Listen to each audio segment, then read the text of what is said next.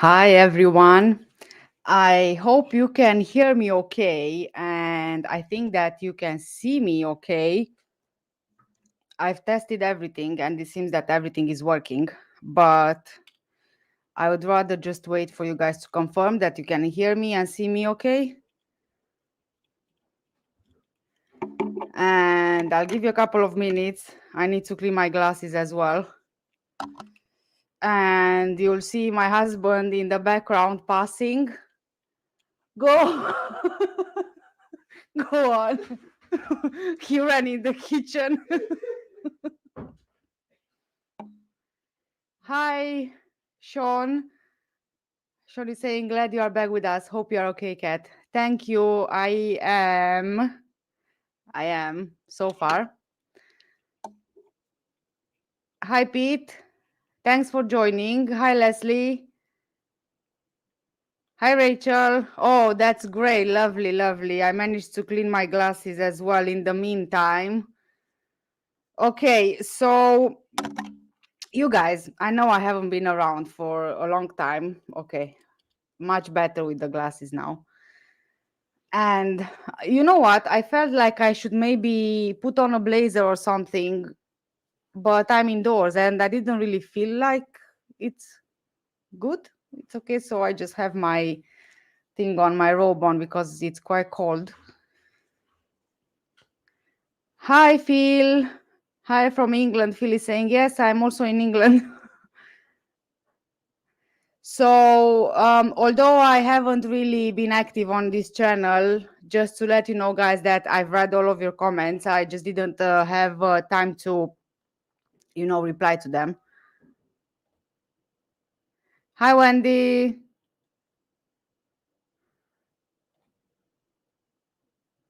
Yes, Rachel, it's starting to get cold. Yes, I was even thinking that I might have to get my heating on because I'm freezing cold. Like even now, my hands are just freezing cold.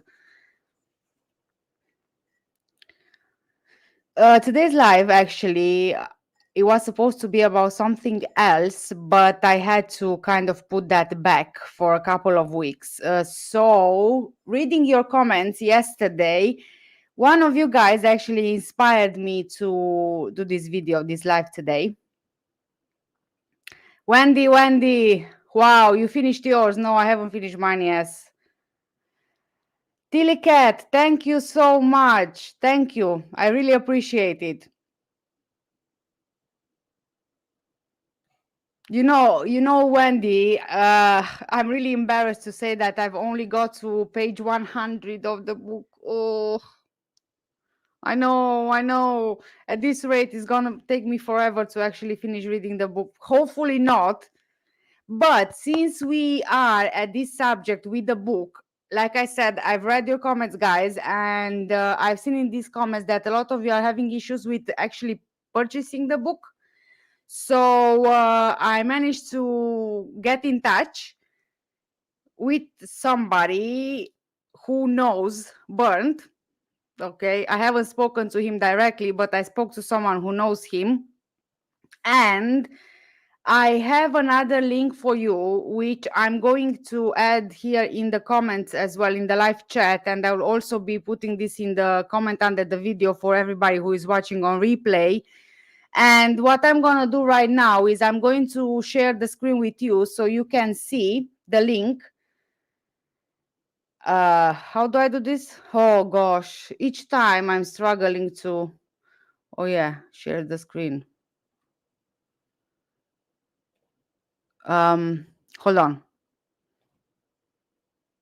Right. Okay. So this is where you can get the book from. Okay. It's also now in ebook version. So you can also purchase the ebook version. You can watch it on Kindle, on Apple, on Kobo, Thalia, Smashwords, Angus and Robertson, Mondadori, Vivlio, and Fable.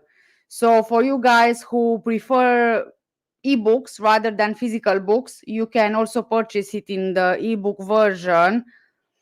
And let me let me add the link in the live chat here, so you can have it, and if you want, save it.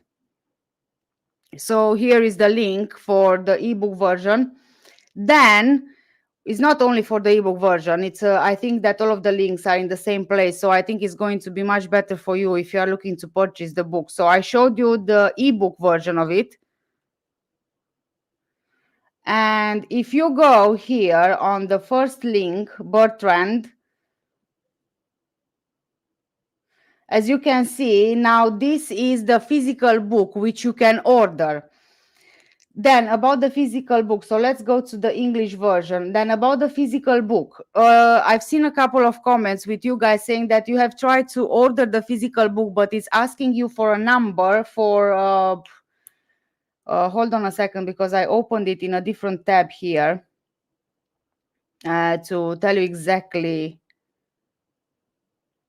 the oh yeah what number was it that he was asking you? Something to the NIF number, or VAT registration number.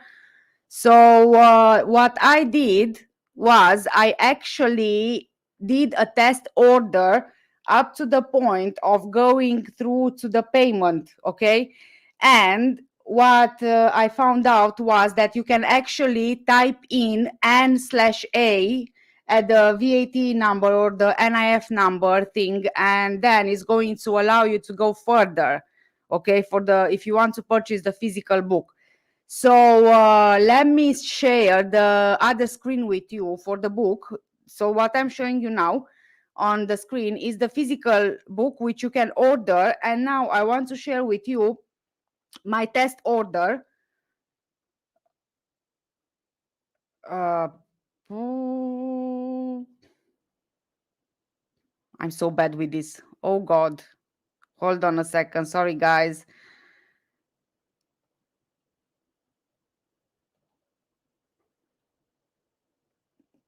Oh, here it is.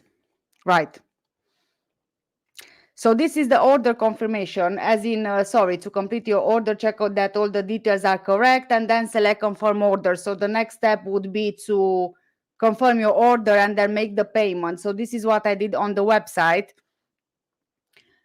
Now for every single page, when you go to the next step, you will need to translate again into English, but obviously Google has already, the option to translate. But what I wanted to show you is here, see? NIF VAT registration number. So what I typed was this. This is what I typed, NA for the VAT registration number, and it allowed me to move forward to the next step of actually trying to order the book. So don't worry about this address. This is another address of mine. I haven't lived there in ages, so it's not my address. It was just for the test order. So yeah, the next step would be confirm your order. So that's it. So you can actually order the physical book as well from the Portuguese website, okay? Now, there is another thing. The person that I spoke to with regards to the book, she also told me that she received a few boxes of books from Burnt, and she's based here in England. So if you guys want to order the book but from England, then what I can do is, if you either email me or leave a comment with your email address, then I can forward your email address to that person, and then you guys can have contact so that you can order the book from the UK.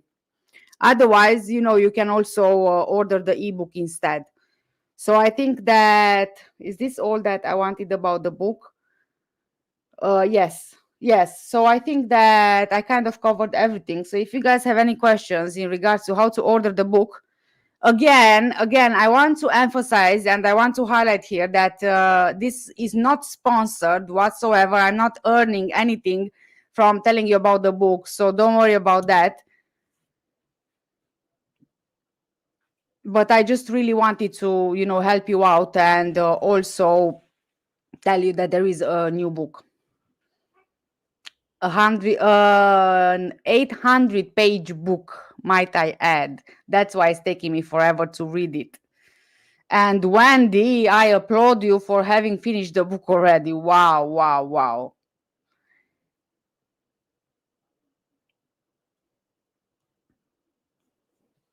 So let me just I'll pin I can't pin me? Why can I not pin me?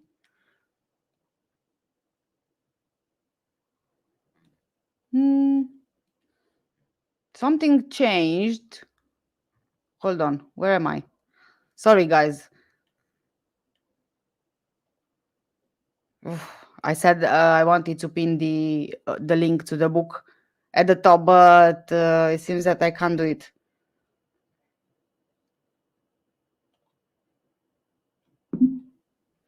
Anyway, let me catch up on some of the comments.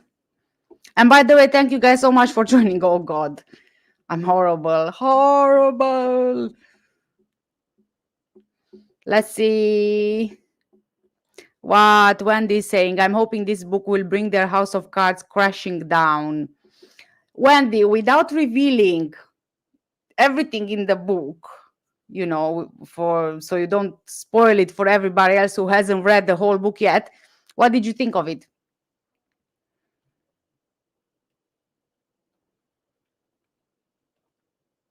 Hi, Selena. I haven't seen you for ages, but then I wasn't online either for ages, so.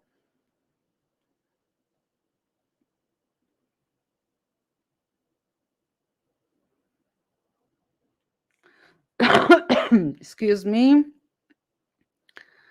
Rachel is saying to Wendy, I wouldn't be surprised if Kate confesses at some point, unable to carry on the lie. I expect it's Jerry who is controlling. I could be wrong.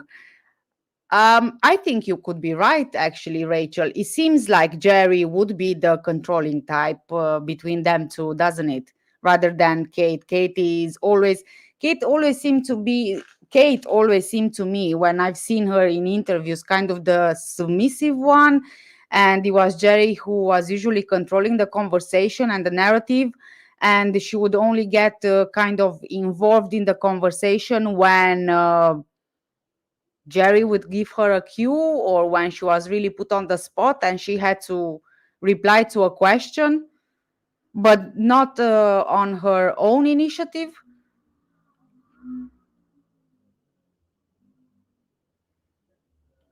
Selena is saying, Kate, not sure about Kate, but if McCanns go down, every single one of them will go down. It's not the McCanns who are under the wings. Yeah, I also think that. I think that if one of them goes down, I do think that all of them go down. It's like a game of dominoes, isn't it? Hi, Amanda. Thank you for joining. Well, I haven't started a very long time ago, so you are still early.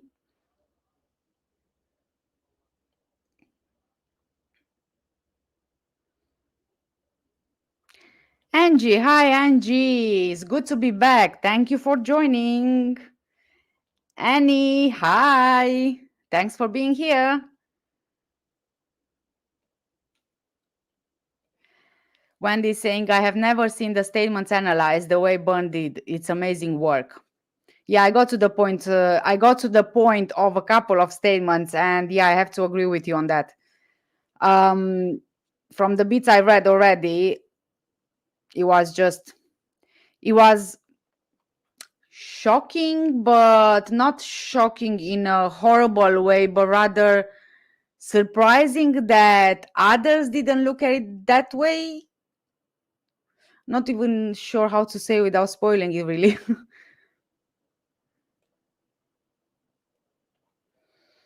Amanda is asking, is the book in English? Yes, the book is in English. So there is a version of the book in Portuguese, of course. Then you've got the version in English. And I believe that there is also a version in German. So the book is in 3 languages.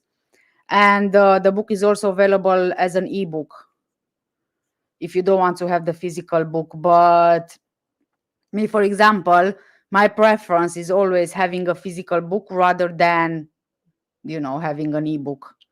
It's just a different kind of feeling, when you read a book and you physically hold the book in your hands rather than reading a book, but then reading the book on the screen, if you get what I mean.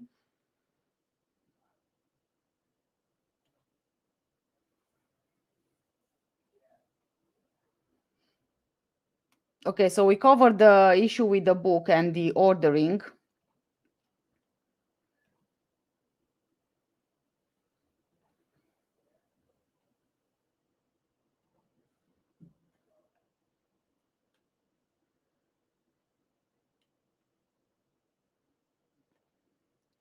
Annie is saying yes, and whatever weird experiments they test, tube chill experiments, MD. Oh gosh, you lost me there. If they do genetic research, of course. You lost me there with the MD thing. Somehow I can't figure that out. Oh, it's frustrating. Oh, MDs. Oh, for God's sake, you are so easy. Oh, yeah, yeah. Do you know, I actually think that, I don't know, somehow it kind of connects to genetic research, or it might not be directly connected, but my guess is that some of them are involved somehow in weird, controversial things, if I'm honest with you. I mean, I believe that from the beginning.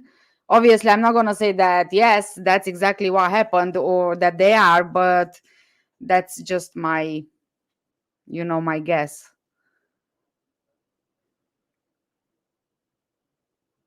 Yes, definitely something is weird anyway. Something is weird.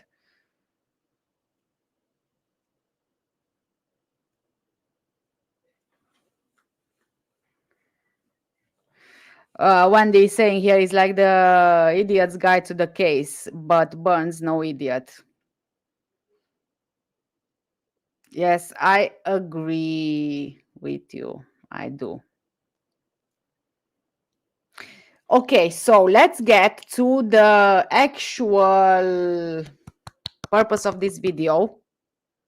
Okay, but before we do that, I just want to give credit to the person who wrote the comment which inspired me to get on this live today, because like I said, my plan was to do something different today, and last minute I had to change a bit, and I wasn't sure what I'm going to be doing today, because I've already scheduled the live, so I didn't want to cancel again. And then I was going through the comments, and I found this comment from Venus 77X. Venus.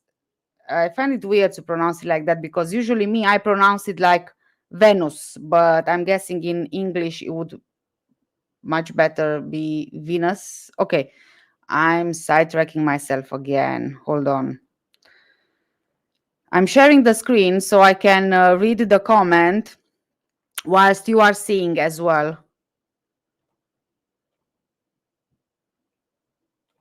Right, so this is the comment from Venus77X. That diary reads like a novel, carefully constructed, and it's all about them, not Madeline. There is so much deflection by trying to pin blame on others for what they themselves have done, and indirectly confession when you read between the lines. These are the words of narcissists, where their feelings come before anyone else's, including the children. I would back engineer who they know in high, or should I say low places, because these two are hiding a very abusive dark secret long before this happened. When people's words don't match emotions along with certain micro nuances, these are huge red flags combined with wording. So this comment actually inspired me to do this today. Thank you so much, Rachel. I really, really appreciate it.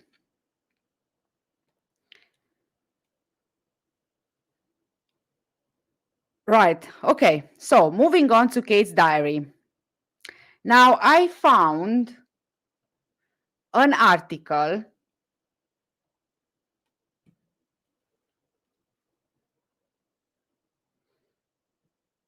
with so I found an article with extracts from Kate's diary. Now, of course, that we don't have access to the whole diary, because I'm not sure if you remember, but there was a point in time where News of the World and also that Portuguese newspaper actually published some of Kate's diary extracts. Okay, and there was a point where they actually went through legal issues because of them publishing, with Kate saying that she didn't authorize for the diary, or rather the extracts from the diary, to be published. And so what she did was she sued them and she won the lawsuit against them. Okay, and especially News of the World, they gave her compensation undisclosed amount. So that's exactly what happened. Now, the link to News of the World article is no longer available, and I don't think that the one from the Portuguese newspaper is available either. But if you remember the website Jerry McCann's blog, right, he has quite a few articles which had been typed in on the blog rather than the newspaper articles with the extracts. So this is what I want to show you today. I'm not sure if you've seen it before, but I want to go through with them and see what kind of things Kate says in her diary, and how much it sounds just like Venus, the viewer, commented that it sounds like a novel, and it sounds more like scripted rather than a normal diary. Because I don't know, when you, this is what I'm thinking. I never had a diary. I'm not someone to, to write their thoughts down. I used to do that when I was a teenager, a very long time ago, but it never stuck with me, if you know what I mean. Now, it's okay for people to do that. It depends on you, how you manage your feelings overall. But my guess is that when you write in a diary, you just, write your feelings or whatever else. You don't write it very structured, if you get what I mean, as in like planned or structured or anything like that.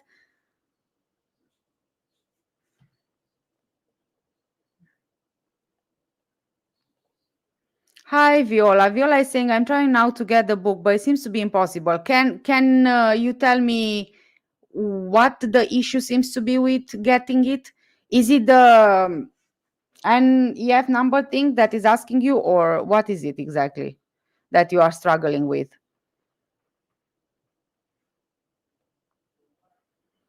In the meantime, I'm going to add this.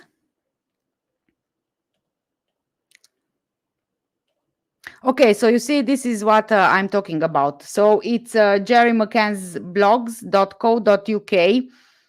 And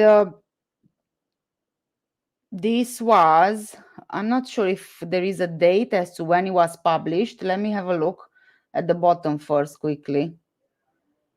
No, it doesn't really say, but I'm guessing it was around the time. I'm not sure exactly when. Probably July 2008 could be.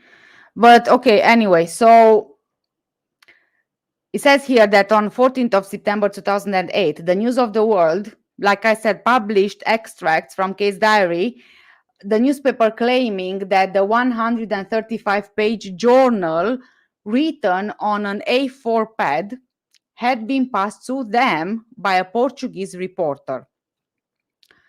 When it became apparent that Kate didn't give authorization for the release, the online article was instantly removed, and both the Sun newspaper and the News of the World published apologies, in fact, and then made an undisclosed payment, apparently to Madeline's fund. Portugal's best-selling daily newspaper, Correio da Manhã, had already serialized extracts from the diary during July 2008 without comment from the Mccanns. I can only show you a photo because no matter how hard I tried to actually find something from the time, I couldn't really get anything.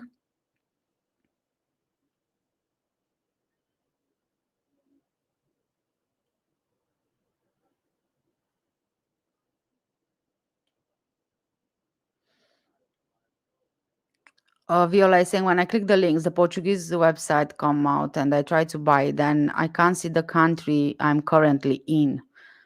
So, Viola, when I did it myself with a test order, I had to register for an account.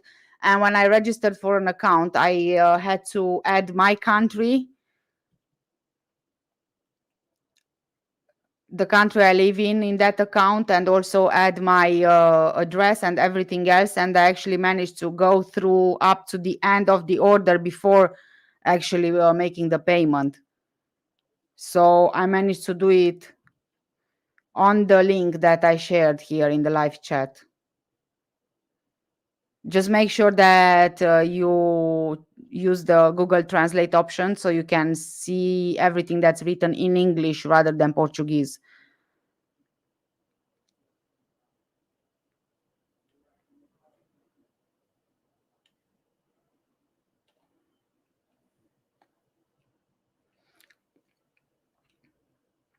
Okay, so let's start with this article from 22nd of July 2008, published by Correio da Manhã, and with thanks to Astro for the translation in English. So just a disclaimer here that this was originally in Portuguese, so there might be something lost in translation, if you will.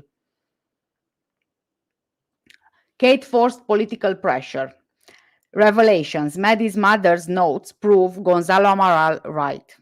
The English Prime Minister called the couple directly, and the British diplomacy took care of the traveling. Quote and quote to increase the political pressure. The phrase by Kate Mccann, written among the notes that were found in her house and which the PJ had apprehended, is clear about the manner in which Maddie's parents intended to manage their daughter's disappearance, bringing it into the press's first pages and turning it into a case with political outlines.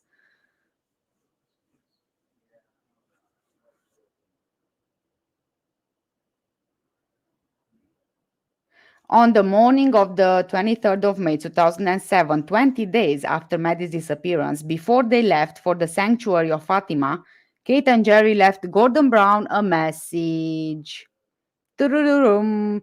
Maddie's mother describes it as a form of raising the political pressure and reveals that the present prime minister at that date, he was not in functions but had already been confirmed as Tony Blair's successor, answered her only 3 hours later. He spoke with Jerry, was very sympathetic, and gave strength, tells Kate, who describes the visit to the Catholic sanctuary as overwhelming, potent, and emotional. This description, potent, I don't know why it doesn't sit right with me. Some I don't know, is it the right word to use? Okay, let's just say that okay, fine, they are going to the Catholic sanctuary, so that they can keep Madeline McCann in the spotlight because of her disappearance. Let's say that they are genuine parents who are genuinely concerned to find their daughter, right? But then you come up with something like potent. I don't know. I don't know. Or is it just me who finds this word really not suited for this kind of thing?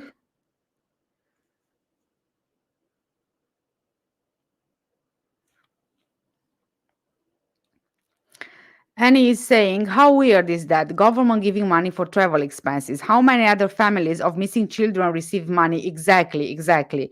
That's why I'm inclined to believe that there is much more going on here than just what, some people are thinking, that the government at first genuinely believed the parents, and then they discovered that perhaps something was done to Madeleine McCann by the parents or one of the parents, and then because they couldn't really take back what they said publicly, they carried on doing that. But then it kind of doesn't make sense to me, because from my opinion, the government, if they are encountering this type of issues, they always find a way out of it. So I really don't know. It's just so weird. Okay, let me carry on. On the same day in the afternoon, Gordon Brown called Maddie's parents again. Tarararam. Kate's notebooks do not report the conversation, but one is able to understand that the purpose was to create political pressure, forcing the PJ to act swiftly.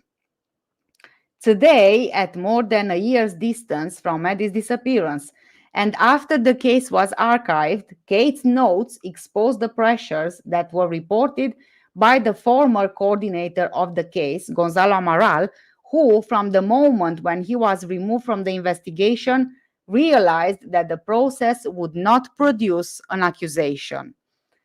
With an investigation that was initially inclined towards the abduction theory, partly forced by the Mccanns, the evidence of the pressures by the couple also explains the British press's posture in the coverage of the case, mainly from the moment when Madeline's parents went from victims to suspects and arguidos. With the British Prime Minister himself supporting the Mccanns through direct and frequent phone calls that are revealed by Kate, it became almost impossible for the English government to help an investigation that had indicated the parents as guilty. So of course that they wouldn't, would they? Because it would look bad for them. So I think that's why they kind of had to do something. I don't know. It's just so weird. It's weird. It's giving me uh weird vibes. And also, might I add, my brain hurts. Although my husband always says that your brain can't hurt, but I think you get what I'm trying to say with that feeling. It's just like, ooh, there, very deep, there, very deep. I'm gonna try to put it on your full screen. That's it. I think it's much better for you to see everything here.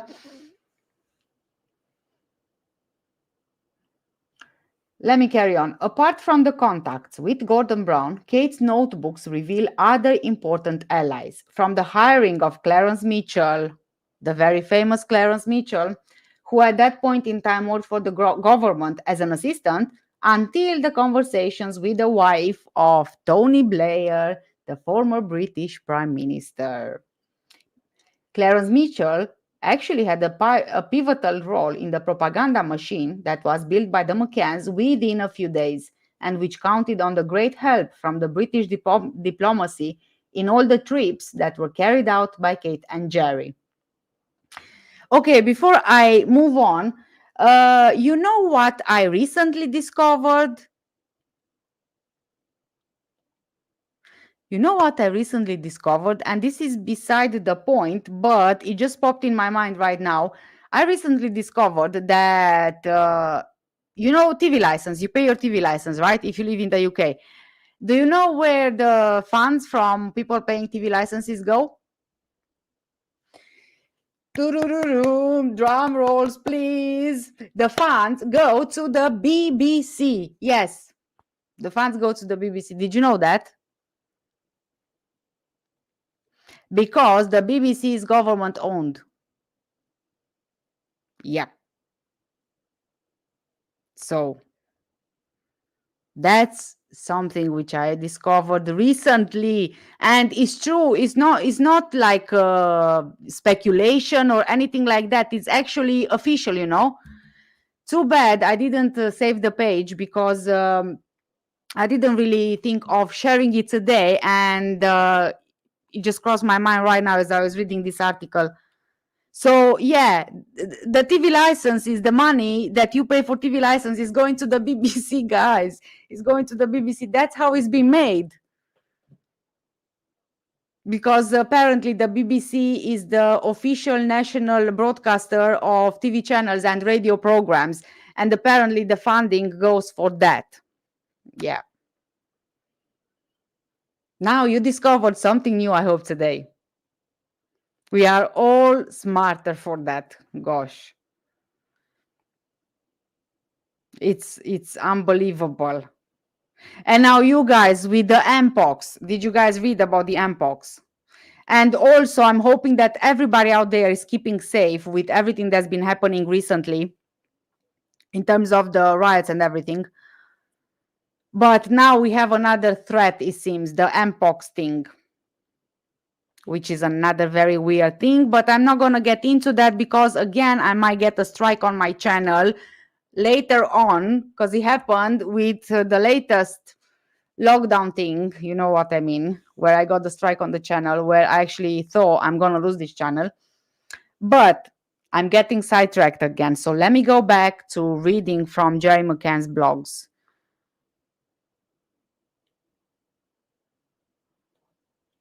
Okay, here we are again.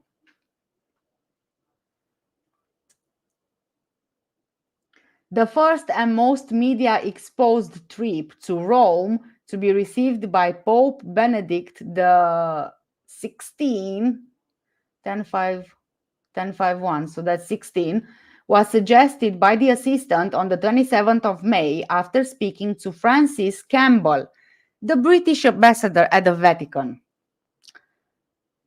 Quote, Rome is already preparing itself, end quote, Kate wrote, anticipating that visit as what would become the main news on that day. One day later, the visit and the audience with the Pope were already confirmed with a program that was prepared in a detailed manner. Now, this phrase, Rome is already preparing itself, it's unbelievable how you can see here the entitlement, right? Or should I say rather overconfidence, or perhaps what's another word for it? Narcissism?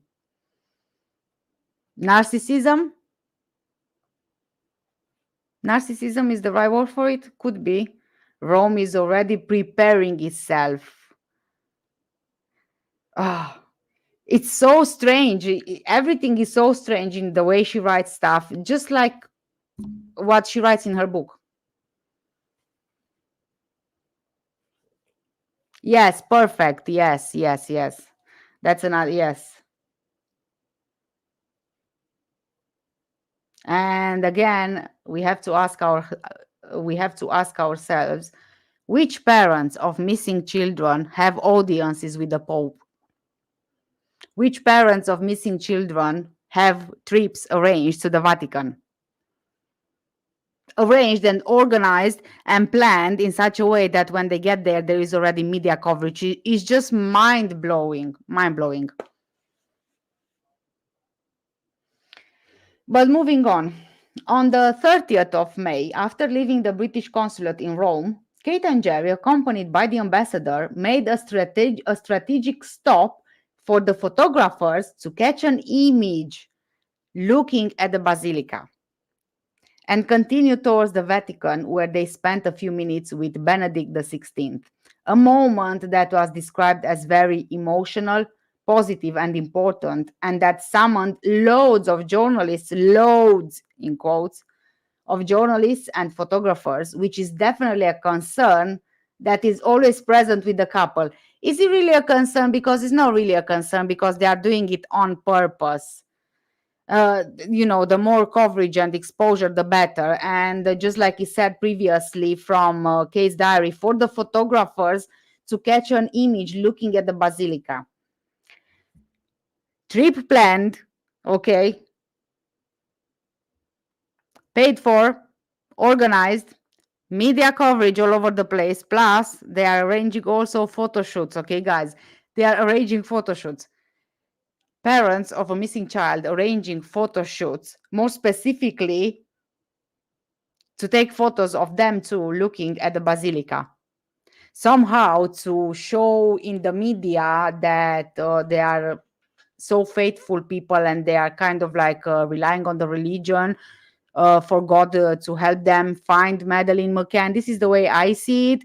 And for other people to see them like that, so that they feel sorry for them, and they are more compassionate towards them and believe them that they are genuinely concerned parents and they are doing everything that they can to try and find their daughter. But in my opinion, they did everything they could to get more and more money for the so-called Medellin Fund. Moving on.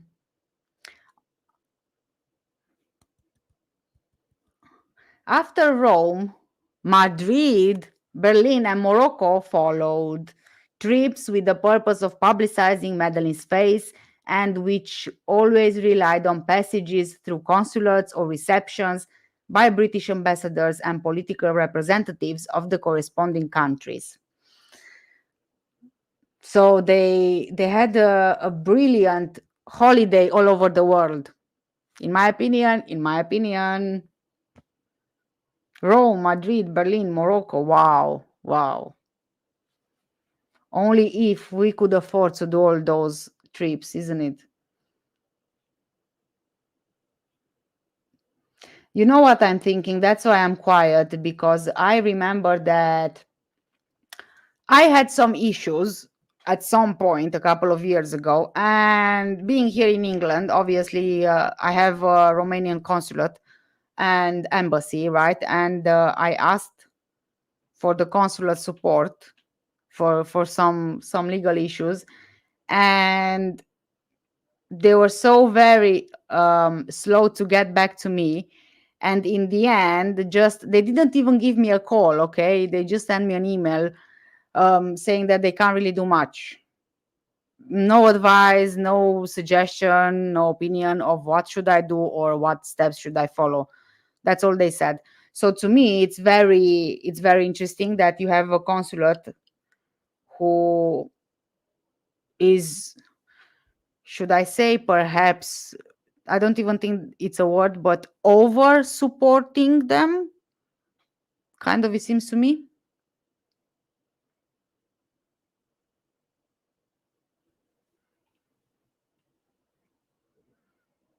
Annie is saying he's writing this BS to justify asking for more money, which I think the trips are for his quote unquote other business. Yes, I tend to agree with you. Yeah. And honestly, it worked, didn't it? Because people were giving them so much money. There were so many donations made from for Madeline's fund. It's just crazy. It's unbelievable because they were portraying and they were showing. They were portraying and showing that they are these concerned parents, and kind of like relatable to everybody. And I guess that was the purpose. And if I'm honest with you, but this is just my opinion, of course, I think that they have been trained, and I think that they were trained very well by Clarence Mitchell, allegedly, in my opinion. And I believe it was in particular Kate, as to how to behave, how to respond, how to come across to people, how to act, how to dress. I think that all of these things that you have seen in the public eye were orchestrated, planned, and they were trained, especially Kate. This is my opinion. It's just, yeah, because if you compare, for example, Kate with other mothers of children who went missing, when you see other mothers or other parents in the media giving a press conference, you don't see them wearing makeup, you don't see them tidied up, so clean and presentable. You see them as people who are genuinely struggling with the thought that their child is missing. Whereas Kate, whenever she's in the media, and also Jerry, but I'm saying about Kate because Jerry is a different type of person, and I'm gonna get to him in a second. But Kate, she's always either wearing lip gloss or lipstick, having her hair done with that bow to make her look more childish and so more relatable, and so that people feel sorry for her even more. And the clothing she's wearing, they are not, you can't really say that they are elegant or that they are very modest, but I think you know what I'm saying, what I'm trying to say here. It's definitely not how a parent presents themselves in the media, when they have a child missing. It's not like they are concerned about the way that they look or about the way that they present themselves to the public. And usually parents who do press conferences for their missing children, they just look devastated. You can see it on their faces, you can see it on the way that they are unkept, because they can't really think about anything else than just finding their children, right? With Jerry is a different matter. I don't think that Jerry needed much training, or perhaps he didn't really, like it, or maybe it's his personality of being controlling rather than allowing himself to be controlled by somebody else. And you can see him that he's always like the entitled kind of guy. This is my impression of him when I've seen him always in the media. Even the way that his posture, like he's always like, with his head up. And I kind of like to say that when people are like this with their head up, they are very, oh, what's the word for it, full of themselves, right? And you can kind of clearly see it on him.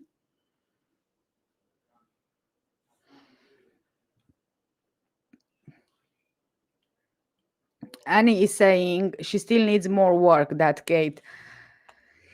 Yes, I agree with you in our opinions, okay? In our opinions. A Hollywood production. Oh, that you put that brilliantly. Yes, a Hollywood production, definitely. All scripted, orchestrated, planned, whatever. Okay, let me carry on. I can't even remember where I left it.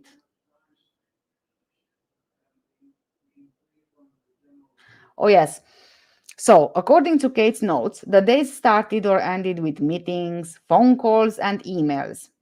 Cherry Blair, the wife of Tony Blair, Gordon Brown's predecessor, was one of Kate's contacts, as demonstrated by the reports of the 17th of July. Before Kate gives Sky News an interview, she speaks with Cherry, who agrees to make a 20-second video clip about Maddie for the English channel. On that same day, Blair himself pledges assistance and makes himself available for whatever is needed. Go figure, go figure. Where is my mouse? Oh, here it is. Oh, sorry, guys. I'm using two screens and I'm still trying to get used to the jumping from one to another. So, Kate's notes left a message for Gordon Brown to call us in order to increase the political pressure, written by Kate Mccann on 23rd of May. Gordon Brown called and spoke with Jerry, very sympathetic and gave strength, somewhat emotive feeling afterwards. Kate Mccann, 23rd of May. Clarence spoke to us about a possible visit to the Vatican. Rome is already preparing itself. Francis Campbell was spoken to. Kate McCann, 27th of May. The ambassador's solidarity. On the 4th of May, only hours after the alert of Madeline's disappearance was given, Kate wrote in her notes that the English ambassador John Buck had been in the apartment offering them his solidarity. She also noted the presence of two employees from the consulate and stressed the strong presence of the media on location. There is news appearing in the United Kingdom, Maddie's mother remembered, also noting the worrying and boring presence of Yvonne, the English Social Security technician who tried to understand whether there was anything in the family's life that might explain the child's absence. Anybody else in that situation would be so very much thankful that somebody like an English Social Security technician, Yvonne, would get involved in trying to help them. But no, not Kate and Jerry. Kate even saying boring. It should be referred that on that very same day, the ambassador met with senior officials from the PJ to understand the outlines of the case.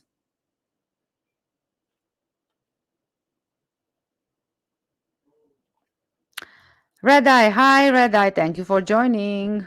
Red Eye is saying, good to see you live again, Kat. Hope is all well, or at least getting better. Slowly getting there. Thank you so much for joining. So, the news, guys, abduction theory. On the first days after Maddie's disappearance on the 3rd of May, the abduction theory was the only one mentioned in the news. Give back our Madeline, the parents appealed, not admitting any other possibility. And we already know the story. From the beginning, it was the abduction and abduction only, to the end, to this very same day, abduction and abduction only. By the way, it's not a side note, or it might be a side note. Okay, there was another comment from another viewer, and I do apologize, I forgot your name, but if you are here and you are listening and watching, then you know who you are. And if you are here, just, pop a comment in the live chat. This viewer was saying in their comment that there is a rumor. Now, I'm not saying it's a fact, okay? Even the user was saying there is a rumor that the twins, now they are grown-ups, right? And the rumor is that even the twins don't believe that their parents didn't have anything to do with their sister's disappearance. And the children, or the twins, they are kind of upset um, after finding out that Kate and Jerry left all of the children alone when they were very little. So that's the rumor. So if that user is watching, please leave a comment in the live chat. Thank you so much for your comment. And I do apologize again. I forgot the username and I forgot to save the comment on my computer so I can show it here. Hi, Susan. Thank you so much for joining. Okay, let's move on to the visit to Fatima.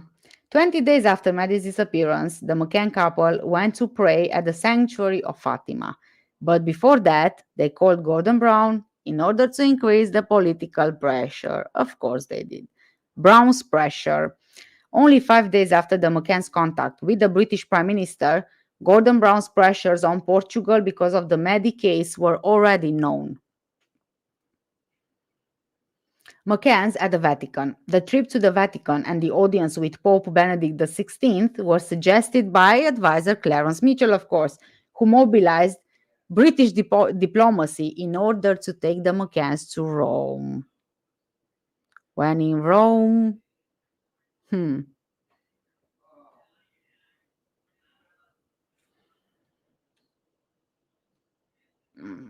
Red Eye is saying, I think they both have problems, although the boy more so, which is why he hasn't got any publicity at all. The girl has. What kind of problems do you mean? It's very difficult to find details about them, even now.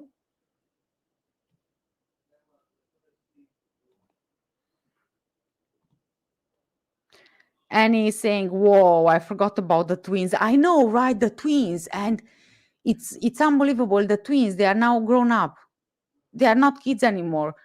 I'm not sure. I think that one of them is 18. Well, they will both be 18. Oh my God. Cat, where is your head? Yeah, but they are grown ups now, and now they have access to internet because their parents won't be able to keep them, off the internet forever. And there are so many things all over the place for them to read and watch and listen to. So, you know. mm.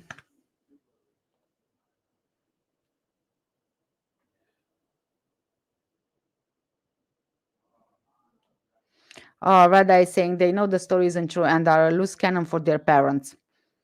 That could be very true. Yes, yes. The question, though, is, do they know what happened? Did they find out? Did the parents say anything? Because I don't think that they would remember anything from when they were so little.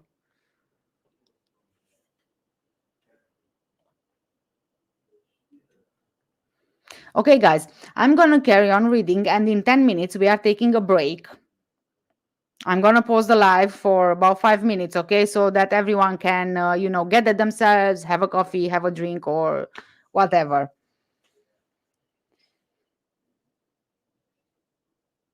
Oh, Annie is saying, old enough to read those crazy sexual fantasies of mom and her, idioms of her daughter written out. I know. Oh my God. That's just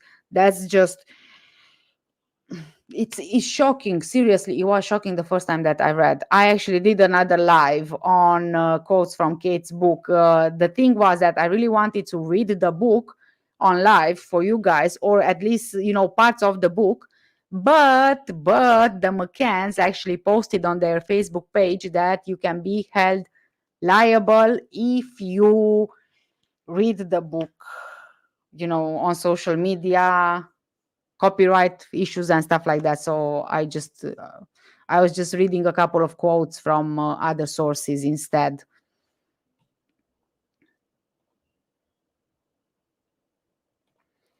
Rada is saying, good question, but it would be speculation to say they know the whole truth. Yes, I do agree with you. I don't think that they would know the whole truth. If anything, I don't think that their parents told them the truth, and possibly not even part of the truth.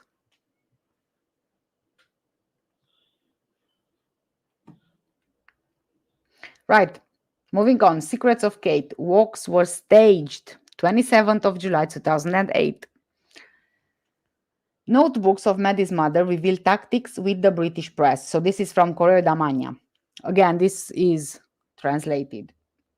Kate and Jerry McCann have controlled the media reporting their daughter's disappearance. In order not to be criticized by the British press, Madeleine McCann's parents offered photo shoots, some of them during their usual morning walks, which were apparently routine but turned out to be prearranged, as Kate's personal notes reveal. It's not funny, but is funny to me. So they were kind of blackmailing the media, saying that if you don't speak badly about us as parents, or that we did something, then in exchange we will give you photos and stuff like that. Just don't say anything. But anyway, if you do say something, you will be sued. Sorry, this is my 2 cents on this one.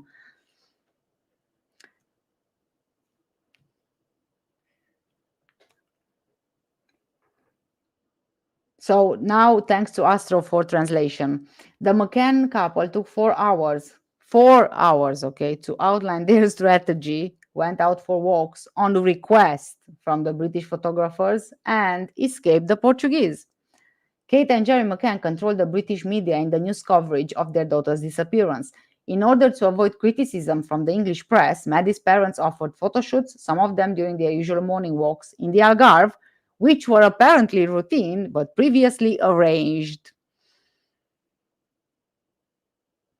Ah. The British journalists were annoyed because they found out too late that I had been in the United Kingdom. It ended up with Justine receiving loads of phone calls and arranging for a photo shoot on the way to the church to pacify them. Kate writes on the 5th of July, revealing a tactic that was adopted in the first days after the 3-year-old girl disappeared. Go figure. So the parents are already tactically doing tactics with the media instead of doing tactics to maybe find their daughter. Quote, dress up and go for a walk. It had been requested by photographers and agreed that for sentimental reasons, it would be good. End of quote. For sentimental reasons. So the way that I think here, the sentimental reasons being perhaps again how they are portrayed in the media, right?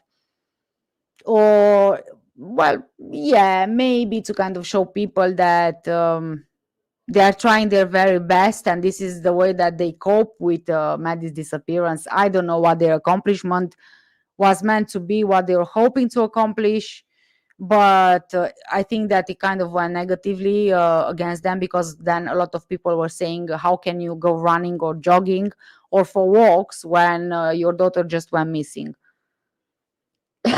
Excuse me.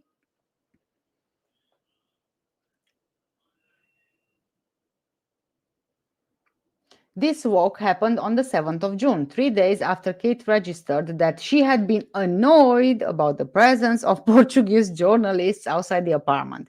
Before that, on the 19th of May, the photo shoot for the English newspaper Sunday Mirror was previously arranged, us spending time with the twins for the Sunday paper. Wow. You see, they of course that they would be annoyed at the presence of the Portuguese journalists because they couldn't control the Portuguese journalists, whereas they could control the British media, right? So obviously, us spending time with the twins for the Sunday papers,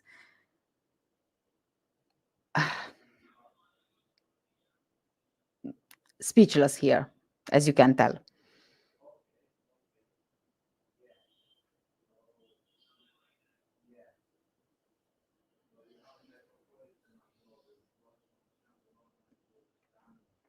In the same notes, Kate expresses distress about the Portuguese and the German journalists. On the 11th of June in Morocco, after Kate made a positive evaluation of the trip because there were so many photographers present, the doctor remembers noticing Portuguese journalists. We didn't want to give them a story, decided the McCanns, who classified the questions from the Portuguese as sleazy and unexpected, even after preparation meetings that last 4 hours. I was very angry at a journalist today. I told her not to do so much detective work. There you go. There you go. This is the response that they have about the Portuguese journalists because the Portuguese journalists they were pushing the right buttons, right? But of course, the McCanns they didn't like that. Concerning the editor of the Sun newspaper, on the 11th of July, Kate was assured that there would be no adverse publicity. She was really nice. Perfect solution, Maddie's mother noted. Can you just believe it? From all the notes up until now, is so clear that all they want is to be portrayed positively in the media, and they of course that they will say something positive about the British media in comparison to the Portuguese media because the British media is on their side, right? Well, they have to be because they are kind of pressured into it, whereas the Portuguese media they don't have any kind of pressure, and maybe that they tried but obviously it's not going to work, is it?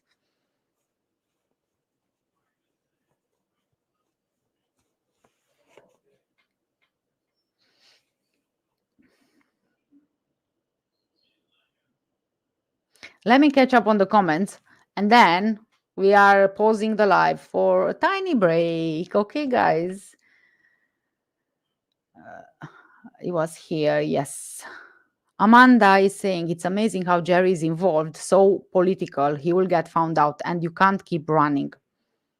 Yeah, well, at one point, yeah, of course, you can't keep running because at one point you'll be caught, isn't it? So hopefully it's going to be sooner rather than later and in our lifetimes. Red Eye is asking, what do you think of the James English interview, Burnt Stellander? Honestly, I haven't watched it, but now that you ask me, I'm going to watch it. I've read some opinions out there about the interview and about the questions and about the way that Burnt replied to the questions, but I personally didn't. Usually when I do something or when I research something or previously in my true crime cases, I don't usually like to look at what other people say about a certain person because I would rather just um, have my own opinion without being influenced by somebody else's opinion, if you get what I mean. So, because I'm reading Burns' book, I don't want to carry myself away by watching or listening to other reviews or, listening to interviews or watching interviews, which might not make me, what's the word? I forgot the word. I'm biased towards one side or another, if you get what I mean.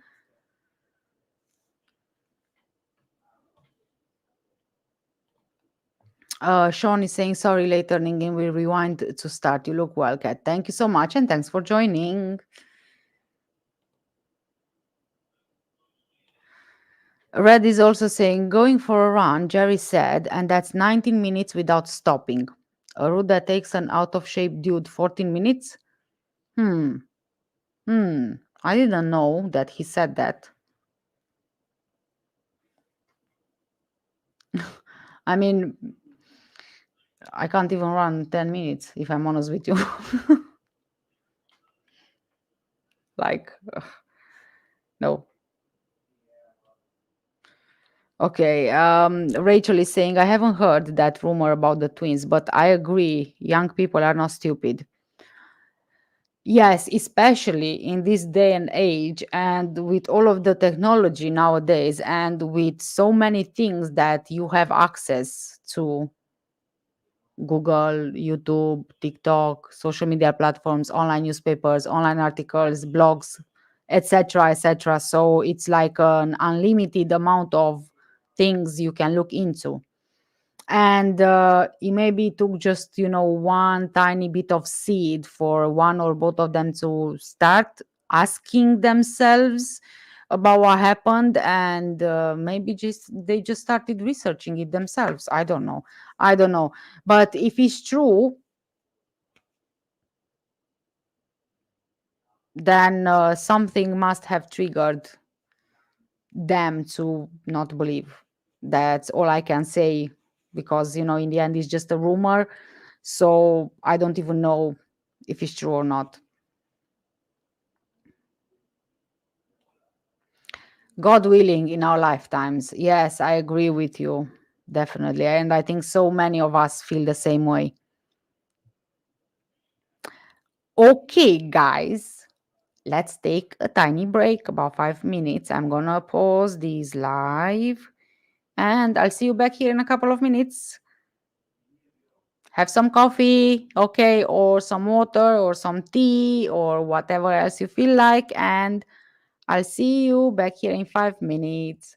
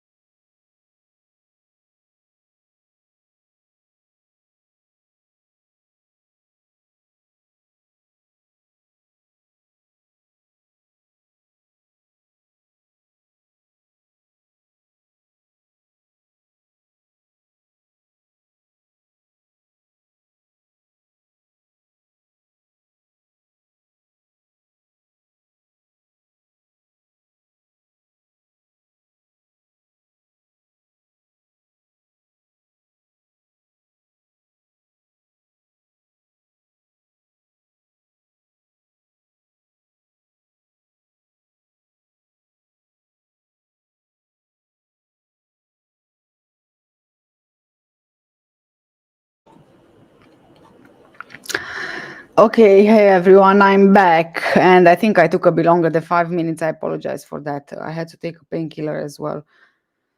Okay, let me catch up on the comments and then we will carry on.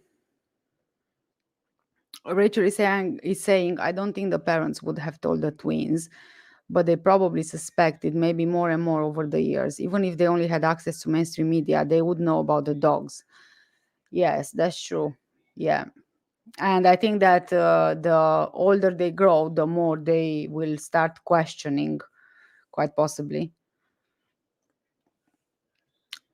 Diana is saying the McCanns are professionals and vanity goes with it. Financially, they are linked to tons of businesses, bringing in lots of revenue, and it's all traceable.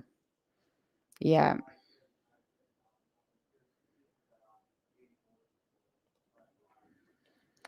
Amanda is asking, did anyone see Sean Atwood with Mark on it about false going on? Sean Atwood. I think that I've watched him. Is he the guy who has a YouTube channel and he's doing these how is it called?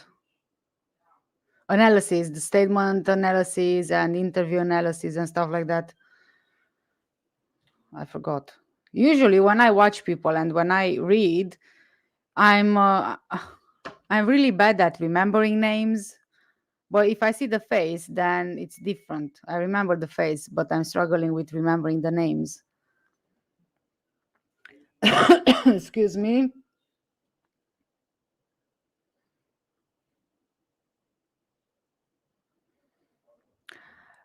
Lee is saying, did you see the interview, by the way? Hi, Lee. Did you see the interview, Bernd Stellander? Very compelling video. Totally changed my mind about the abduction theory. She was not abducted. Lee, somebody else was asking me this a bit earlier, and no, I didn't see the interview with Bernd Stellander, mainly because I didn't really want to watch anything with him because at the moment I'm reading his book and I want to have my head as clear as possible without noise from here and there and everywhere. So I would rather keep away from these kind of things whilst I'm reading the book.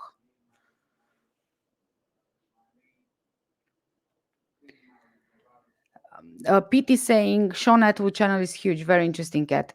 If his channel is huge, I'm quite sure that I've seen videos on his channel. I'm just gonna Google it right now, cause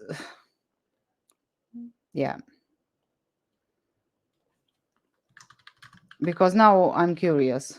Yes, I've seen him. Yes. Oh yes, yes, he's the guy with the analysis. Yeah.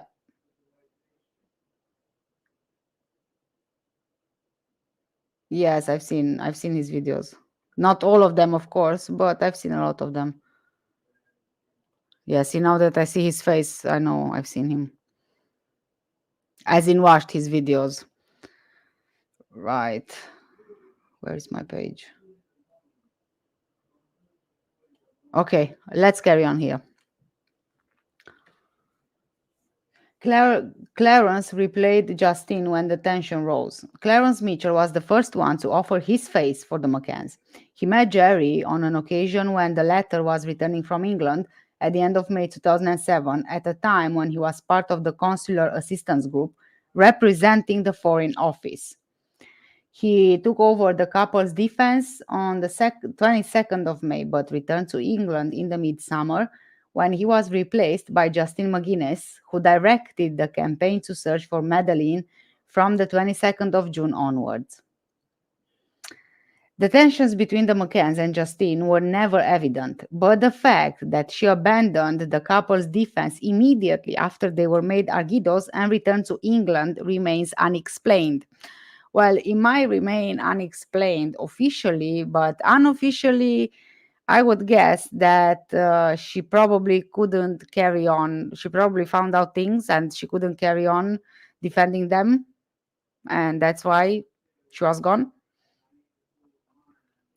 Now it becomes clear that the tension came from before. Justine and Jerry had already discussed the honoraries. The advisor wanted to receive overtime and demanded a payment that was above what had initially been agreed. Oh, okay. Hmm. So was it about the money, or was it that she wasn't being paid enough to be silent about the truth? On the 28th of July, the tension between the family and the spokeswoman was obvious. Kate wrote in her notes that she, Justine, did not have good interpersonal aptitudes and that she could even be very unpleasant.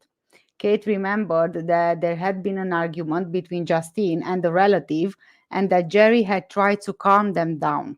It all ended well, Kate McCann concluded, but still seriously doubted the advisor's character. When you say character, and when you say unpleasant, interpersonal aptitudes, it kind of makes me think that, yeah, perhaps she couldn't really go on knowing some stuff and defending them at the same time. And quite possibly she told her opinion and they didn't like it. Journalists far away from the house. The McCann's first days in England were subject to intense media attention. They allowed themselves to be photographed with their children again after they had agreed exclusives with televisions and newspapers to cover the return. And I remembered exactly that. I was reading something about it with Kate and Jerry saying that the journalists were chasing them. In particular, you remember when they were flown over here in England on, was it EasyJet? I think so, yes. And they were, and there were two cars, black cars with Secret Services. I think they were expecting them and escorting them from the airport, and there were some photos taken of them in the car. And I remember that Kate was moaning and complaining that the journalists were hunting them, but voila, there you go, because it was all planned. Oh god, I hate this kind of people. Days later, Clarence Mitchell opted for another strategy. He agreed with the English journalists that those would never persecute the McCanns again. Okay. In exchange, the couple's spokesman would supply fortuitous meetings, and in case the journalists would fail their compromise, he would exclude them from his contact list. So imagine that this is the worst kind of blackmail a journalist can get if you really think about it, because Clarence Mitchell is a big one. Okay, he worked in the government, right? So for him to say that if a journalist doesn't do what he's asking them to do, that he will remove them from his contact list, that's huge for a journalist, isn't it? So obviously that they will go with with whatever is being asked of them, because they need their stories. And if their stories can only go one way, then I guess they need their stories, right? Because otherwise, how would they be paid? So yeah, that's, is it surprising though? Usually it's not surprising when it comes to these people, but when you read it, then it's still surprising for some reason. I don't know why. Because maybe at the back of our minds, we really don't want to believe it. I don't know. So of course, carrying on, everybody accepted. When in March, Correo da Manhã tried to speak to the McCanns without going through Clarence Mitchell, we were intercepted by the police. Go figure. The couple demanded that Portuguese journalists be forbidden from getting close to their house, and their neighbors were advised not to speak. Wow, I didn't know this. Wow. Can you just imagine the extent? The extent of this. The neighbors even were advised not to speak. Robert Murat sues the McCann couple's friends. Robert Murat, the first arguer in the case of the disappearance of Maddie, is going to sue some of the McCann couple's English friends. According to news in yesterday's edition of Seoul newspaper, the Anglo-British Citizen is going to advance with complaints over the crimes of perjury and slanderous denunciations, alleging that the English lied in the depositions that they gave to the Polizia Judiciaria with the purpose to incriminate him. Robert Murat, who is going to receive hundreds of thousands of euros in compensation from 11 British newspapers, was made an arguido only 11 days after Maddie's disappearance, on the 14th of May, after several friends of Kate and Jerry Mccann referred his presence in the Ocean Club apartment on the fateful evening of the 3rd of May in Praia da Luz. You know what? Like I said in one of my very old video about the interview that Jerry had, where he was asked if he knows Robert Murat, and he said no comment rather than just saying no. That's when I said that it was quite possible they were trying to make Robert Murat the scapegoat at the beginning so that it distracts the investigation from them as suspects, and so that the investigation would rather focus on him so that they can do their moves in the meantime without worrying about the police looking into them. Notes. So let's have a look at the notes. Newspapers. Jerry is brilliant. Jerry was brilliant again, Kate wrote in one of her usual accounts after the meetings with journalists, during which it was her husband who did the talking, of course. It was always him. Maddie, 14 months ago. Madeleine McCann disappeared 14 months ago from the apartment where she was on holiday with her parents. Investigation, case archived. The investigation started by focusing on the abduction theory and then on the possibility of an accidental death, followed by the concealment of the cadaver. The process ended up archived. And we are moving on to the next article from Correio da Manhã from 28th of July 2008. Kate Mccann didn't like the PJ. Of course she didn't. On her very first day without Maddie, a few hours after having seen her daughter for the last time in the apartment that they all shared in the Ocean Club, the mother of the child didn't hide her discomfort in front of the investigators. Kate's notebooks. Madeline's mother didn't like to be questioned. And again, we thanks to Astro for the translation. Reports of the first day without Maddie tell of discomfort when faced with the investigators who searched for her daughter. Kate Mccann didn't like the PJ. In her writings, which were apprehended months later by the same PJ, Kate complained about the treatment that she had been given during her first questioning. This is always going to be shocking to me, seriously. Nobody offered us a drink or food. All the policemen were informally dressed and smoking. No sympathy was shown. The police officer who drove us to the PJ was asking me questions and then he typed them down. Slow, says Kate, who also didn't like the fact that she had to return to the judiciary a short while later. Oh, poor Kate, poor Kate. If it wouldn't only be all for Madeline and in an effort to try and find your daughter. But no, you're not happy because you were not offered a drink or food. And because the police was smoking and they were not wearing suits. Seriously. Is that what you see when you're trying to find your daughter? Oh gosh, okay. We got a phone call from the PJ saying that we had to return. We turned around and returned at 200 kilometers per hour. Scary once again. Kate continues, sparing the rest of the police forces no criticism. The GNR appeared without being certain of their role. They seem to be doing nothing, she underlined. She even underlined. Oh. Kate equally didn't like to speak to Yvonne, the English Social Security employee who worked at the Department of Child Protection, and who later told the Leicester police that she had found the behavior of the parents and of one of the friends to be strange. Also, Yvonne, a bit boring. Worrying because I didn't know who he was, Kate reported. Worrying? Why would it be worrying if you've got nothing to hide? Yeah. In the same writings, and still remembering the 4th of May, the notes started to be written at a later date, allegedly upon medical advice.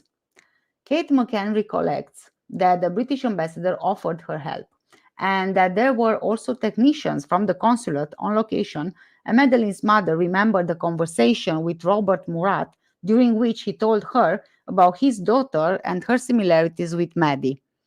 I don't know why it would make sense for you to put that down in your diary, but more so, I don't know how it would make sense for you to write what you remember on the 4th of May, to write it down at a later date. Isn't the purpose of a diary to write your thoughts on that day, but not write it backdated? Well, she says it's at the advice of the doctor, or, medical advice. She probably means like some kind of therapy, but is it not weird? So, notes of Kate McCann. The GNR appeared uncertain about their role. So, they seem to be doing nothing. Nobody presented the police, nobody offered them drinks, food. They were all dressed informally, smoking. There was no sympathy shown, far from reassuring.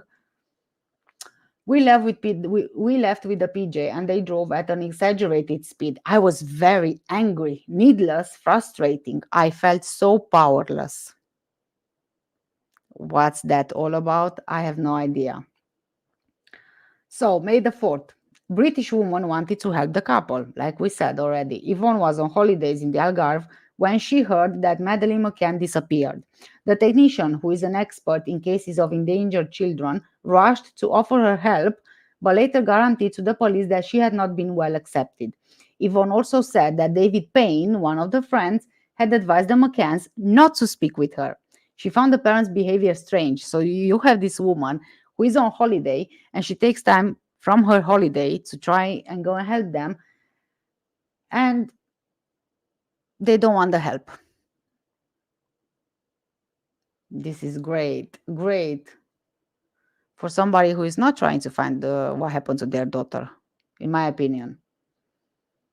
Despite having only admitted this publicly in August, Kate assumed the possibility that her daughter was dead on the day after the disappearance. Is she dead? She questions herself in her notebooks in a register of the 4th of May, after she was heard at the PJ in Portimao.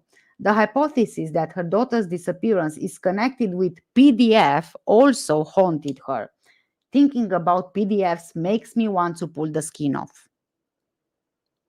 I don't know if this had any room in her diary and for what purpose.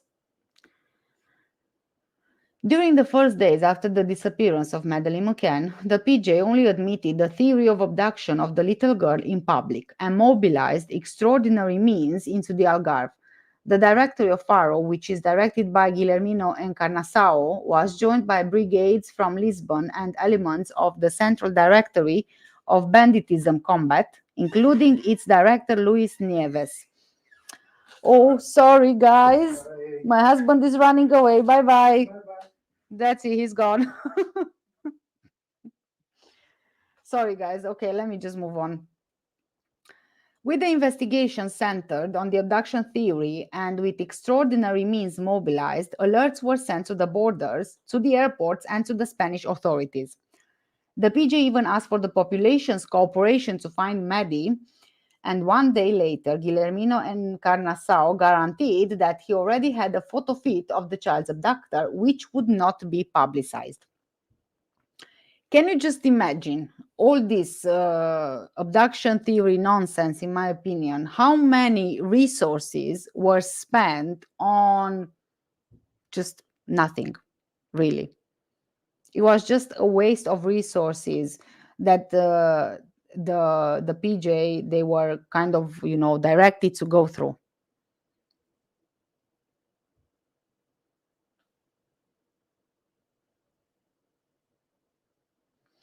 Praia da Luz and its surroundings were patrolled by GNR men, car stop operations were set up on the roads that exit the Algarve, and the garbage collection was also followed. A total of approximately 100 men from the PJ were moved into the Algarve as early as in the first few hours after the disappearance of Madeleine McCann, which happened on the evening of 3rd of May. So for all of those people out there who were saying and are still saying that the PJ were incompetent and they did nothing to help find Madeleine McCann, here it is.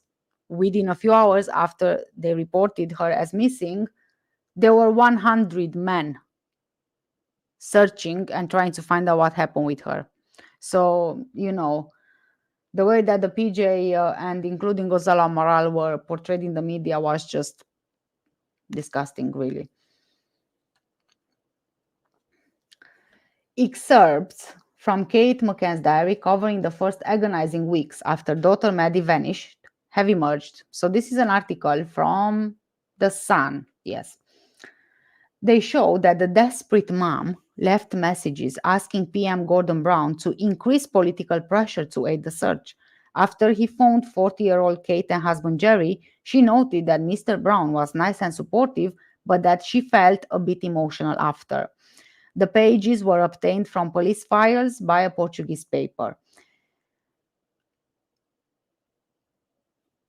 Disgraced police chief Gonzalo Amaral, who was 48, has made fanciful claims in his new book that it was impossible to conduct the inquiry due to political pressure brought by the McCanns. Family spokesman Clarence Mitchell said last night the claims were distorted and ridiculous.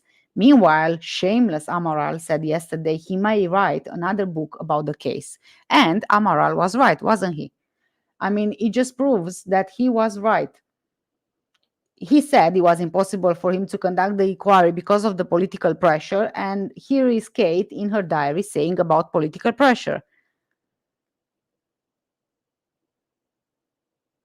And now another article from Correio da Manhã, 29th of July, 2008.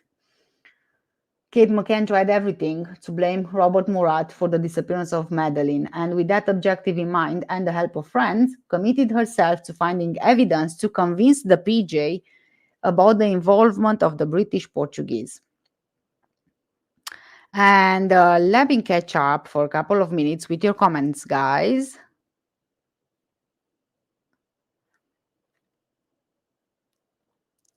Amanda is saying, I think I found out my parents left. I think I found out my parents left us as babies and the little girl to go and have dinner, and my sister was so-called abducted.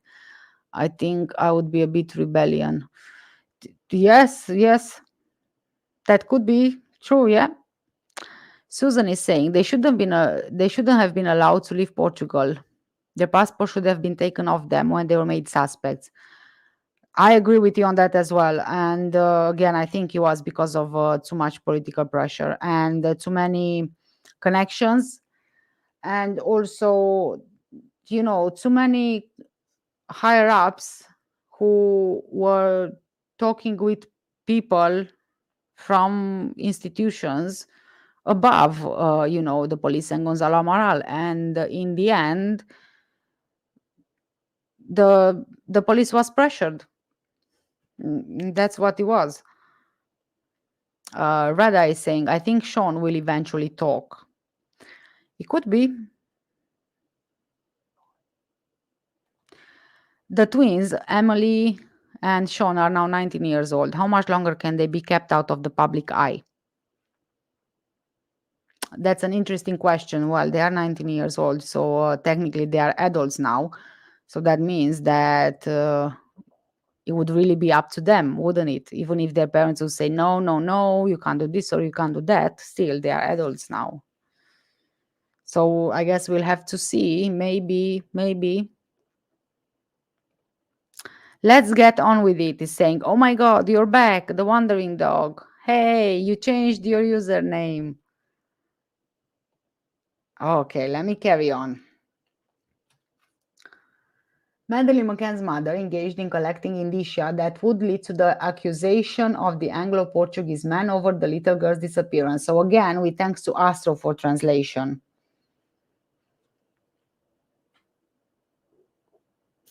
On the day that Murat is made an Arguido, already after friends of the McCanns referred his presence in the surroundings of the apartment on the evening of the disappearance of Madeleine to the authorities, Kate registered in her notes that she had become very hopeful and excited about this. 3 weeks later, Kate, who met frequently with the PJ during the investigation, writes that Robert Murat continues to be the main suspect. For good reason, she adds, lamenting that there is not strong evidence. When three of the friends are called to the PJ to repeat their statements following contradictions about the presence of Murat at the Ocean Club on the 11th of July, Kate tries to excuse her friends with the fact that they were questioned in the presence of the Anglo Portuguese man. What happened was that they were questioned in the room, sitting beside Murat and his lawyer. He apparently said that they were lying, which made them quite angry. They started thinking that he was certainly involved. What was he hiding? Very convenient that she's writing these notes in the diary, right? Very convenient. In her notes dated 18th of July, almost 2 months after Maddie's disappearance, and at a time when there are starting to appear indicia against the McCanns, Kate sounds disheartened and reinforces the accusations against Murat. I had lots of hope that there would be progress in Murat's situation. I'm sure that he's involved and I feel like killing him, but I can't. 9 days later, Madeline's mother receives a message from a woman that tells her that Murat tried to photograph the granddaughter of a friend, also 3 years old and blonde, and Kate sends the whole information to the PJ. I'm certain that he's guilty and I just want to scream, she writes on the 27th of July. Premonition with Malinka. Sergei Malinka, who was 23 years old at the time, had been living in Praia da Luz for 80 years. He was a friend of Robert Murat, one of the very first suspects of the disappearance, and he ended up becoming involved in the turmoil of suspects because he was the last person to contact Murat after the child disappeared. He was also close to Murat because he set up the online page for Mccann, the company that belonged to Murat and to Michaela Waldsuk, Waldsuk, whatever, however it's pronounced. Although Malinka was only heard as a witness, he ended up becoming involved in the abduction. The questioning was hard, and outside the PJ, the agent's irritation could be heard because the questions remained unanswered. His phone was tapped, just like Murat's, but nothing relevant was detected. In her notes, Kate refers to Malinka as one of the persons involved in the little girl's abduction. The first indication is dated June the 5th and also concerns Murat. Robert Murat continues to be the main suspect, and for good reason, but unfortunately there isn't strong evidence. Malinka and Michaela are also very much in the scene. I always had a bad premonition, uncomfortable about Malinka. He is cold, wrote Kate, who later on supplied information to Metodo 3, a Spanish detective agency, telling them that a witness had seen Michaela transporting a child. It's recalled that Malinka, of Russian nationality, was heard by the PJ on the 16th of May, 2 days after Murat was made an Argido, and the PJ searched his house. The Russian was damaged because there were equally suspicions in his past. Malinka reportedly engaged in sexual relationships with underage, which turned him into a potential predator. The fact that he's a computer expert led the PJ to admit that he might have abducted Maddie. What do you guys think about this Malinka? I never really got much in-depth research into him. Hmm. Okay, so next bit is about Jane Turner, one of the English women that accompanied the McCanns on their holidays in Praia da Luz, guaranteed after the first few hours upon the disappearance that she saw a man carrying a child towards Casa Liliana, where Murat lived. Later on, and also facing the suspicions that befell the Anglo-Portuguese man, Jane said she was almost certain that the man she had visualized for a few seconds only was in fact Robert Murat.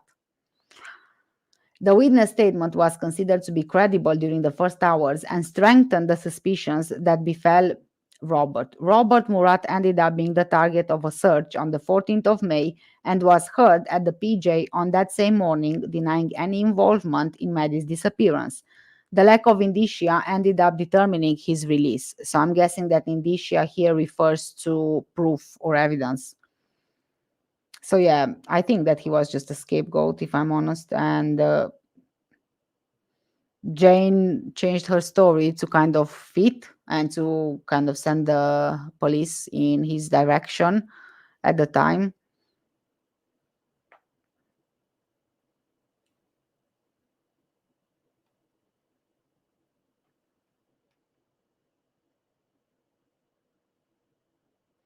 Let me see so I don't repeat what I read already.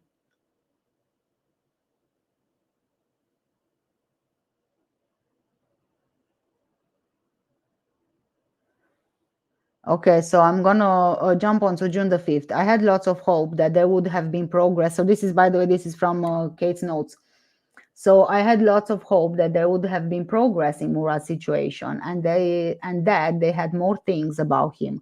We have no understanding of it. Is to lie with how many teeth you have.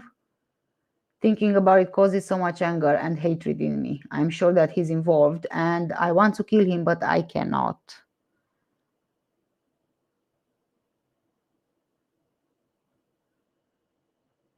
July the 8th, I'm certain that he's guilty. I just want to scream.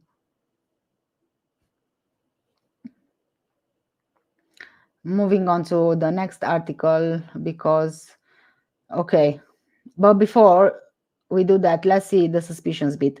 So, profile accused him. The English experts that elaborated the profile of the abductor guaranteed that in Murat's case, it fitted to 90%. Accusations from friends. A former friend of Murat gave the PJ a deposition telling that Murat had strange behaviors when he was a child. It was one more fact against him.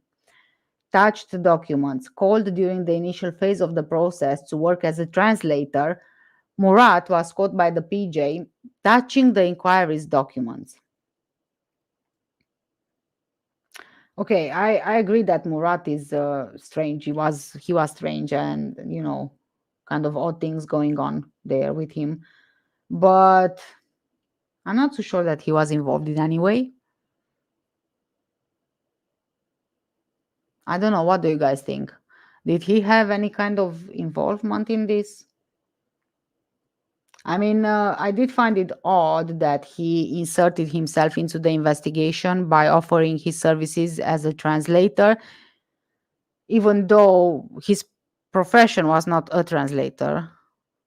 But other than that, I mean, he won the libel suit against the 11 newspapers, which would mean that there was a trial, and it would mean that there was no evidence to point to everything that was said about him being true. That's how he won the libel suits, I think. I don't know. Okay, so moving on to the next article from 30th of July 2008, again from Correio da Manhã.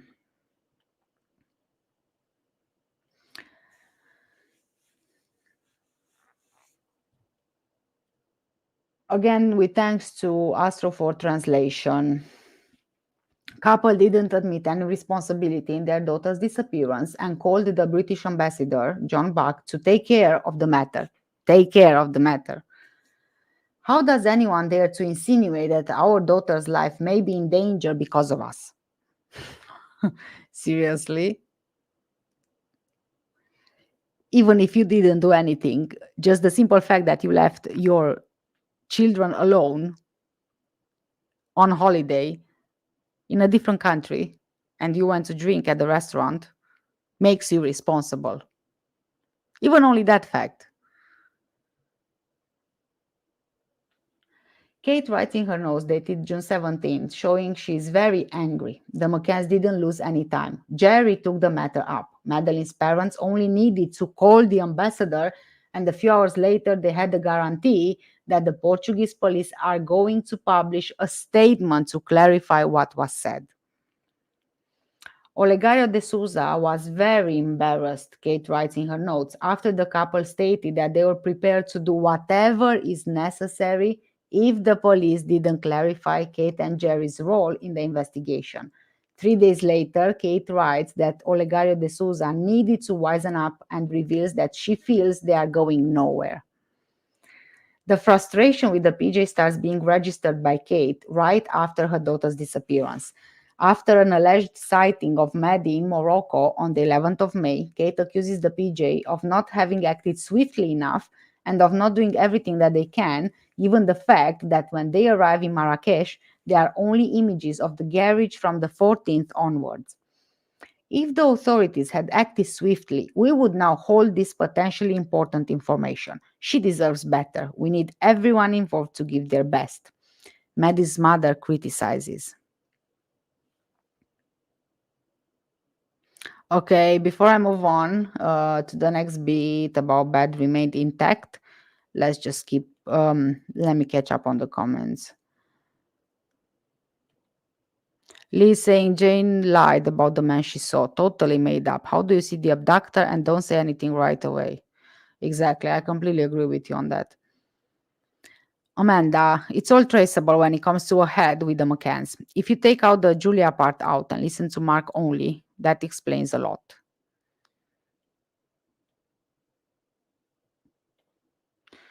Another weird thing, like the John Bennett Ramsey hostage ransom note. I know. I didn't look too much into the John Bennett Ramsey case, but I've seen a lot of videos, and the ransom note was something like 3 pages long. And even then, I was thinking to myself, who even writes 3 pages long of a ransom note when they are already in the house, not knowing if they will be caught or not by somebody who is asleep in the house?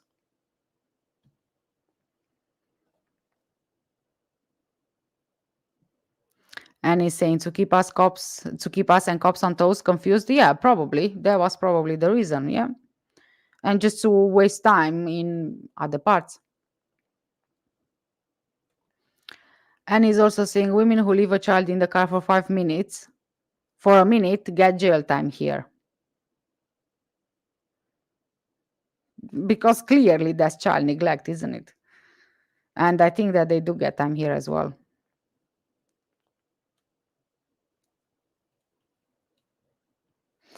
Right. Okay. Moving on. One of the criticisms that is launched by Gonzalo Amaral in the book Maddie, The Truth of the Lie, was the contamination of the apartment. The alert to the authorities was given very late, and the GNR didn't protect the collection of the first residues either. So, yeah, I agree with this. Okay, first of all, the apartment was definitely contaminated. Everybody was in and out before the police even arrived and before the police was even called. And this is the fault of the McCanns, which, in my opinion, I think it was done deliberately, considering the fact that they are professionals, doctors, right? So they would probably know that a scene needs to be preserved. Even if you don't have any kind of forensic training or anything like that, it kind of makes sense, especially when you are a doctor, because I'm quite sure that a lot of doctors, they find themselves in similar situations where they know that evidence needs to be found and collected and stuff like that. You know what I mean? But that's why I'm saying I think that they did that on purpose so that everything is muddled up and so that the police don't have an opportunity to find what they need to find. But then also I do blame at this point the police as well, because they didn't secure the scene when they arrived. So here is kind of, both.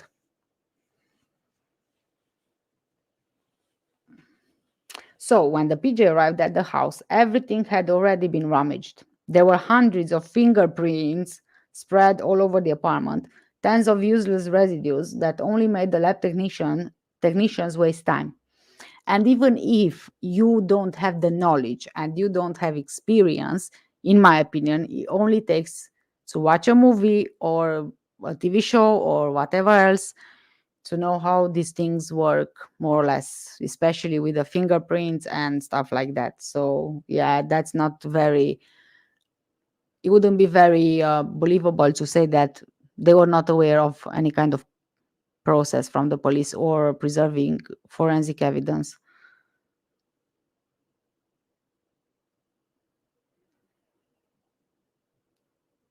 So, yeah, again, I'm going to repeat here because I kind of lost the sentence, the phrase. There were hundreds of fingerprints spread all over the apartment, tens of useless residues that only made the lab technicians waste time.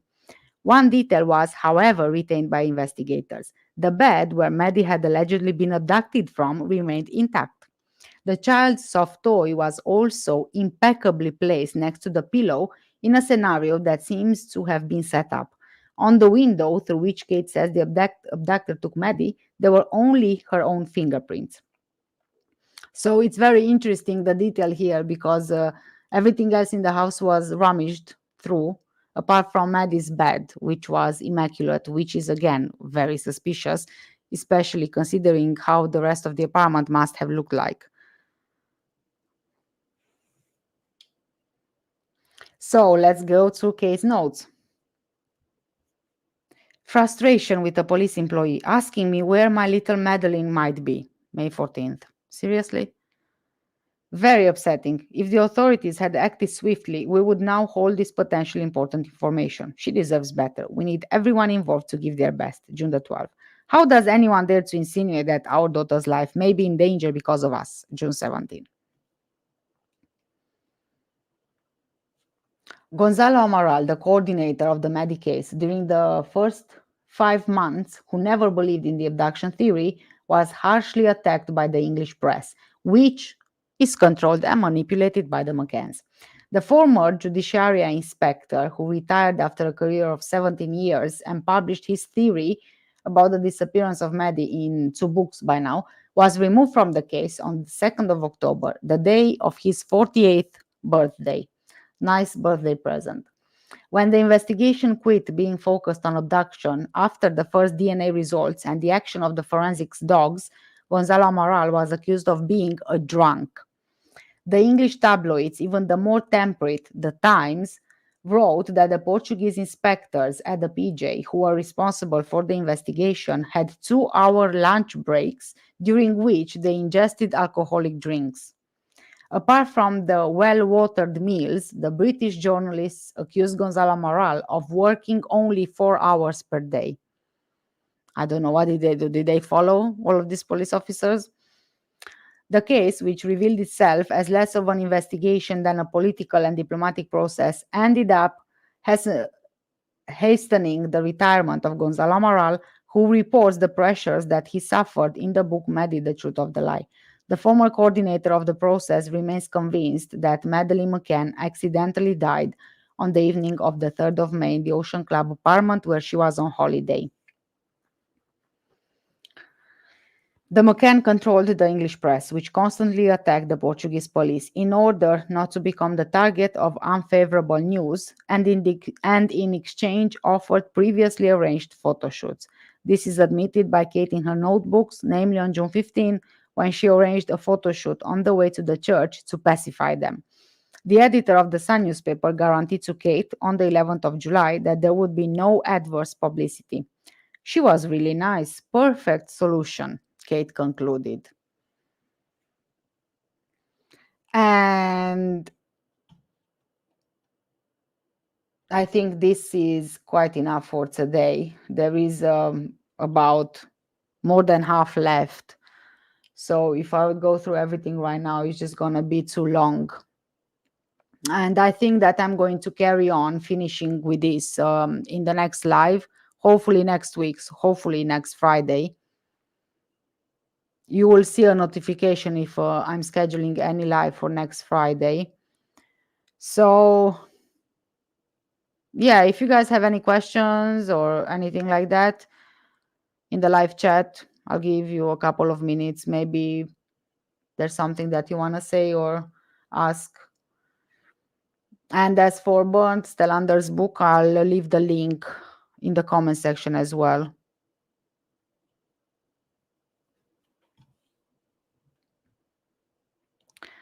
Hi, Eddie. Eddie saying would make a great film, the true story, a worldwide blockbuster. Oh, definitely. 100% I agree with you.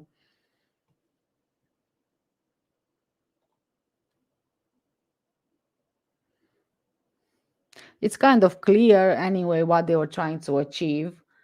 The thing with the diary is that I think that it was written on purpose, and not for medical reasons like it suggested. I think it was written just so she has stuff written down in in case, the police will find the diary. I don't know, but this diary, it doesn't really seem like genuine diary where you write down your feelings and your thoughts to use it as a form of therapy.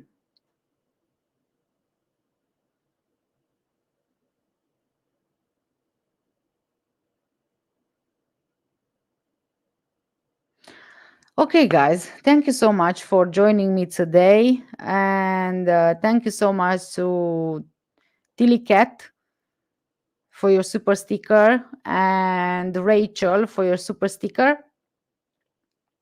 And hopefully, I'll see you in the next live where I'm going to carry on with the rest of this article. As you can see, it's very, very long, so it's gonna take a very long time if I finish all of it today. So we got almost to half of it.